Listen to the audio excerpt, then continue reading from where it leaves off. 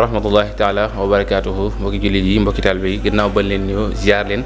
di rafetlu ànd bi ngeen ànd ak ñun ci suñu chaîne bi di Canal Actu HD bu ko defee comme ni ñu ko baaxoo defee rek ñu ñëwaat ak yéen ci seen naafile bis bi ñu tolloon ci guddi fukkeel ga maanaam 10e nuit du mois de Ramadan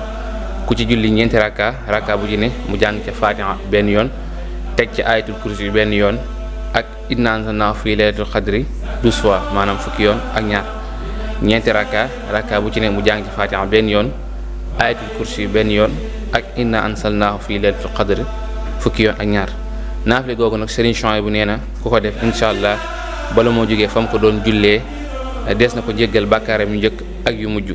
te des na ko bindal tuyaaba juróom-ñaari fukki nit maanaam 70 personnes ñu dee ci jihaad te bala moo génn àdduna dana mos lu bokk ci meññeetum aljana te des na ko ràmmuloo juróom-ñaar fukki nit yoo xam ne sawara maanaam yooyu na leen kon loolu moo nekkoon njariñal naafile bis bi di leen joxaat dig daje ci waxtu yi ba ëllëg incha allah.